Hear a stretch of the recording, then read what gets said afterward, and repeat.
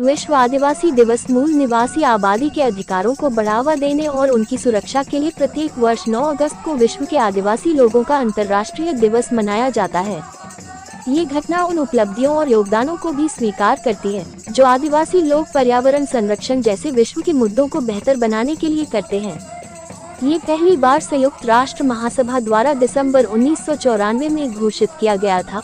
1982 में मानव अधिकारों के संवर्धन और संरक्षण पर संयुक्त राष्ट्र कार्य समूह की मूल निवासी आबादी पर संयुक्त राष्ट्र कार्य समूह की पहली बैठक का दिन, खासकर इसे भारत के मूल निवासी भील आदिवासियों द्वारा धूमधाम से मनाया जाता है, जिसमें रास्तों पर रैली निकालकर और मंच में झमाझम कार्यक्रम मनाया जाता है। इसी तरह से राजस्थान के बारान जिले के किशनगंज शाहबाग क्षेत्र, जो कि आदिवासी क्षेत्र कहलाता है, यहाँ कस्बे केलवड़ा में आदिवासियों के द्वारा रैली निकालकर कार्यक्रम आयोजित किया गया। इसमें विधायक निर्मला सहरिया मुख्य अतिथि के तौर पर शामिल हुई। यहाँ समाज के प्रतिभावान विद्यार्थियों को सम्मानित किया गया। ये कार्यक्रम आदिवासी सहरिया कर्मचारी समिति के बैनर तले आयोजित किया गया।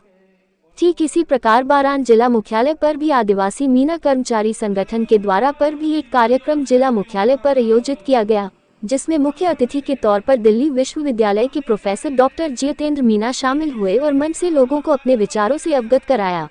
किसी ने असभ्य कहा, किसी ने जंगली कहा, किसी ने बर्बर कहा कि ये तो देखो कैसे रहते हैं, ये तो इंसान ही नहीं है, ये देखिए क्या खाते हैं, ये तो इनका खाना ही नहीं है, ये तो जानवर लोग हैं। ये कोई कहता था कि ये तो इंसान खा जाते हैं, कोई कहता था ये जानवर खाते हैं। और इस तरीके से कह करके हमारी सभ्यता, संस्कृति और हमारी परंपराओं को खत्म कर दिया गया। तब जाकर के आज से कोई 40 साल पहले दुनिया के लेवल पर यह तय किया गया कि नहीं, हमें इस देश और दुनिया के आदिवासियों को, उनकी परंपराओं को बचाना है। और तब से लेकर के लगातार देश और दुनिया में सरकार इस तरीके के काम उनको लेकर के करती आई।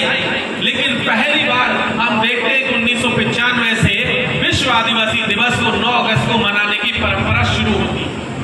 और तब से हम लोग देख रहे हैं हमारे यहाँ महिलाओं को नंगा करके सड़क पर दौड़ाया गया, लोगों को गोलियां मारी गई। सवाल क्या था, क्यों किया गया ये सब? क्योंकि आदिवासियों की जमीनों को छीनने का हक मिल जाए, इसलिए ये किया गया। वहां की एक दूसरी बड़ी पावरफुल कम्युनिटी थी जिसका नाम है मैतेई। सुप्रीम हाई कोर्ट की तरफ से कहा गया कि मैतेईयों को शेड्यूल्ड ट्राइब का एसटी का स्टेटस दिया जाना चाहिए। मणिपुर पर आदिवासियों के ऊपर जो हमले हैं उस पर रोक लगाई जाए, मणिपुर को बचाया जाए, क्योंकि ये भी तो वही आदिवासी है, ये वही लोग हैं, ये हमारे जैसे ही लोग हैं। जिस एसटी के रिजर्वेशन का फायदा लेकर के हम आए हैं ना यहाँ तक, उसमें वो लोग भी शामिल हैं, उनकी भी हिस्सेदारी है। और आप सब लोग बखूबी जानते हैं कि एक घर में यदि एक भाई परेशान है तो दूसरा भाई बहुत चैन से बैठ नहीं पाएगा।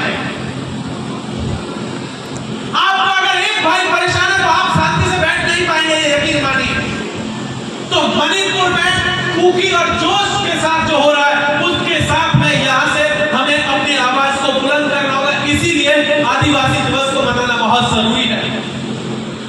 और मणिपुरी क्यों? अभी देख लीजिए, आप ही के समाज से कुछ दिन पहले, लगभग 1 हफ्ते पहले, मुंबई से एक ट्रेन चल करके जयपुर की तरफ आती है और उसमें तो आरपीएफ के जवान हैं, जिसमें एक व्यक्ति एएसआई सब इंस्पेक्टर से थोड़ी छोटी पोस्ट पे अधिकारी व्यक्ति है, वो मीणा समाज का सवाई माधोपुर डिस्ट्रिक्ट का रहने वाला। एक दूसरा व्यक्ति है चेतन सिंह नाम का, चेतन कुमार नाम का, ठीक, वो भी उनके साथ में यात्रा कर रहा है। उसके पास जिम्मेदारी, दोनों के पास जिम्मेदारी क्या है कि ट्रेन में जो यात्री यात्रा कर रहे हैं उनको सुरक्षा दी जाएगी, यही जिम्मेदारी थी।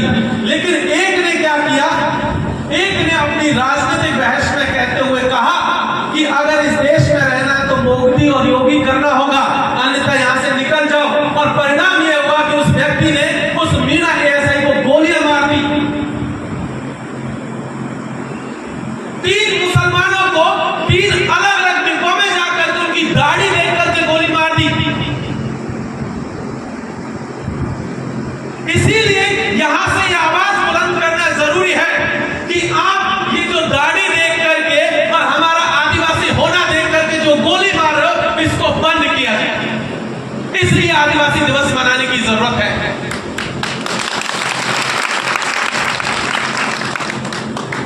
ये घटना एक और दो नहीं है, लगाम यहाँ पर नहीं रुक रही है। आपसे यहाँ से 10-15 किलोमीटर दूर आपका मध्य प्रदेश का बॉर्डर पड़ता है, हम सब लोग जानते हैं। लगभग 1 से 1.5 महीने पहले मध्य प्रदेश में क्या हुआ? मध्य प्रदेश में ये हुआ कि एक आदिवासी व्यक्ति जो वीडियो में दिख रहा है कि मोस्ता जो है गरीब गुरबा परिवार से है, मानसिक रूप से ठीक नहीं, सीढ़ियों पर बैठा, जैसे ये सीढ़ियां बैठे, इस पे कोई व्यक्ति आकर के बैठा हुआ, नॉर्मल तरीके से बैठा है। सडनली एक नेता आता है बीजेपी का और वो आकर के उस बैठे हुए व्यक्ति के ऊपर पेशाब करता है, जिसका कोई दोष नहीं है उस व्यक्ति का, जो व्यक्ति बैठा है, सिंपल बैठा हुआ है। एक नेता आकर के उसके ऊपर पेशाब करता है और पेशाब करते हुए का तीसरा व्यक्ति फोटो खींचता है, वीडियो बनाता है। इसलिए यहां से ये कहना बहुत जरूरी है कि इस पर लगाम लगाई जाए। हम आपके लिए पेशाब भर नहीं है, हम आपकी संघ के औजार नहीं है, हम आपकी संघ की जमीन नहीं है। इसलिए यहां से कहना जरूरी है साथी।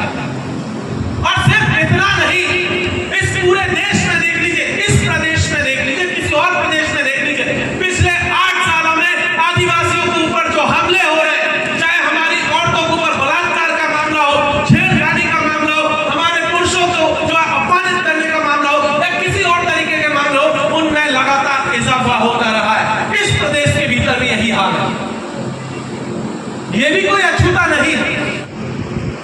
2006 में इस देश की सरकार ने वनाधिकार कानून 2006 लागू किया था। कहा गया था कि जिन आदिवासियों के पास में जमीनों पर पट्टे नहीं है, भूमिहीन है पूरे देश के भीतर, उन सबको जमीनों पर पट्टे दिए जाएंगे। आज उस मांग को देखें तो पता चलेगा कि मात्र 19 लाख लोगों को पट्टे दिया गया। इस देश में लगभग 13 करोड़ आदिवासी है, 19 लाख तो ये समझिए कितना होगा, आटे में नमक के बराबर मामला है। हम यहाँ से एक मांग करना चाहते हैं कि इस देश के तमाम भूमिहीन आदिवासियों को 5 एकड़ जमीन फॉरेस्ट राइट एक्ट 2006 के तहत जमीन जो है दी जाए। पहली मांग। दूसरी मांग, इस देश में फॉरेस्ट डिपार्टमेंट, वन विभाग जिसको कहते हैं, दरअसल सबसे ज्यादा शोषण अगर सरकारों के बाद आदिवासियों ने किसी ने आदिवासियों का किया है तो इस देश के वन विभाग ने किया। हम यहां से ये मांग करते हैं कि वन विभाग को परमानेंटली खत्म किया जाए और जंगल के रखरखाव की जिम्मेदारी जो है आदिवासियों को दी जाए। ये हमारी दूसरी मांग। तीसरी मांग कि आदिवासियों के ऊपर जो लगातार धार्मिक हमला चल रहा है, कोई कहता है कि आदिवासी हिंदू है, कोई कहता है कि ये तो वनवासी है, कोई कहता है कि ये फला है, कोई कहता है ढिमका, कोई क्रिश्चियन बना देता है, कोई मुसलमान बनाता है, कोई बुद्धिस्ट बना रहा है, कोई जैन बना रहा है, कोई सिख भी बना देता है। यहां से एक बात कह देना चाहते हैं कि आदिवासी सिर्फ आदिवासी है और जनगणना रजिस्टर में धर्म के कॉलम में उसे ट्राइबल कोड दिया जाए। ये हमारी तीसरी मांग।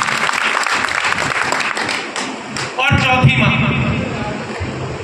सबसे जरूरी मांग, इस देश में लगातार इस देश की सरकारों के द्वारा निजीकरण किया जा रहा है।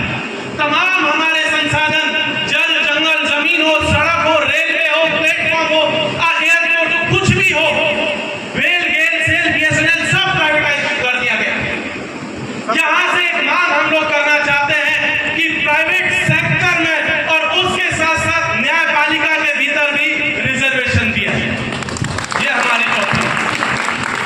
साथियों, इन्हीं मांगों के साथ मैं अपनी बात को खत्म करता हूं और एक चीज आखिरी कहना चाहता हूं कि भले